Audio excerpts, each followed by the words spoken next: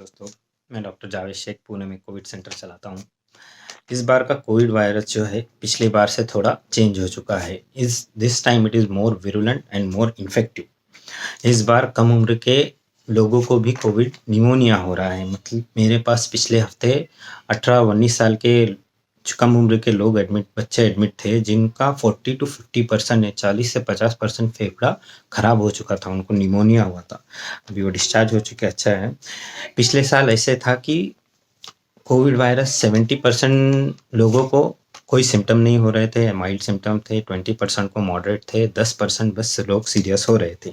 इस बार उल्टा है, 70% लोगों को कोविड अगर हुआ तो डायरेक्ट निमोनिया हो रहा है, उनके फेफड़े खराब हो रहे हैं। इसकी वजह से इसका मतलब ये है कि 70% लोगों को रेमडेसिविर की ज़रूरत पड़ रही है, और नहीं मिला तो एसओएस उनको ऑक्सीजन की ज़रूरत पड़ रही है। ऑक्सीजन इसकी वजह से इन दोनों का शॉर्टेज चल रहा है। मेरे जो दोस्त दिल्ली में, यूपी में हैं, उनके ऐसे मैसेज है कि just pray for Delhi and UP की वहाँ इतना शॉर्टेज चल रहा है कि लोग दूसरे स्टेट में जाके एडमिट हो रहे हैं इस शॉर्टेज की वजह से। मेरे यहाँ खुद जो 350 में सिलेंडर ऑक्सीजन का मिलता था, मैं 1200 में खरीद रहा हूँ शॉर्टेज की वजह से। अब इस वजह से क्या हो रहा है कि नॉर्मल पेशेंट की भी तबीयत खराब होती जा रही है। पिछले 2 हफ्ते पहले मेरा स्टेटस कुछ ऐसे रहता, व्हाट्सएप पे ऐसे था कि नो बेड्स अवेलेबल। ये हफ्ते ऐसे है कि we are not taking admission because of remdesivir and oxygen shortage, कि हम एडमिट नहीं कर पा रहे पेशेंट। इस हफ्ते का और खतर मतलब डेंजर सिचुएशन सामने आ रही है कि लोगों को रेमडेसिविर और प्लाज्मा ऑक्सीजन, फिजियोथेरेपी, मेरे यहाँ सेंटर पे मैं फिजियोथेरेपी भी देता हूँ, वो सब देकर भी लोगों का इन्फेक्शन बढ़ता ही जा रहा है।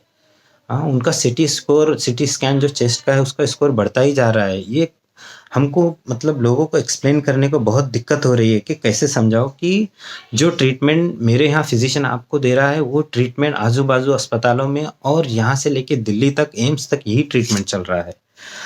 आप अब जो जैसे मैं उनको ये भी नहीं बोल, जो पेशेंट कल डिस्चार्ज हुआ वो हमको थैंक यू बोल के गया कि डॉक्टर साहब आपने मुझको ठीक किया। तो मैं उनको इतना ही बोल पा रहा कि मैंने ठीक नहीं किया, मैं ट्रीटमेंट सब पेशेंट्स को जो भी एडमिट है सेम दे रहा हूँ। आपकी बॉडी का रिस्पॉन्स है, आप जल्दी ठीक हुए हैं, मैं कुछ स्पेशल आपको दिया नहीं हूँ।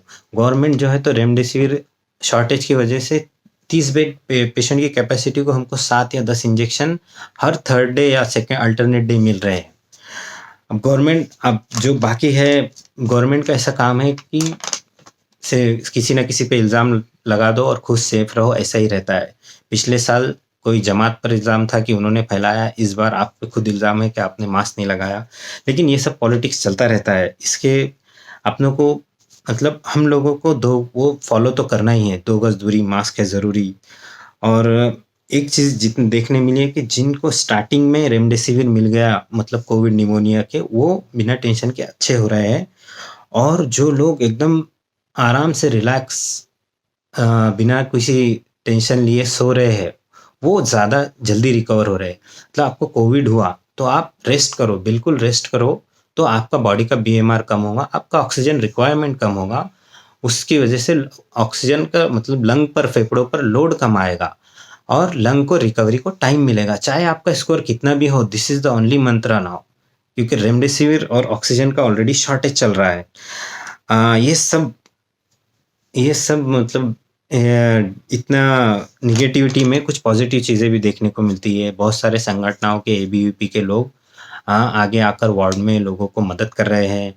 ऑल ओवर इंडिया मुस्लिम्स के बहुत सारे ऐसे स्क्वाड बनाए गए कि वो फ्री में, मतलब लास्ट राइट, किसी अंतिम संस्कार वगैरह, कफन दफन का फ्री में इंतज़ाम कर रहे हैं। तबलीगी के लोग फ्री में ऑक्सीजन सिलेंडर बांट रहे हैं। हिंदू मुस्लिम फिर से एकता जागृत हो रही है।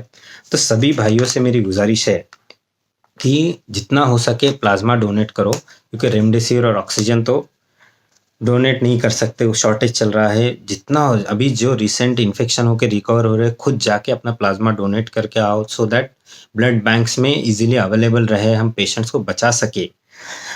तो दोस्तों, हिम्मत नहीं हारनी है। ये ऐसी बीमारियां आते जाती रहेगी, याद इतना ही रखना है, हम सब ने किसी ने अपने नियर एंड डियर को खोया है।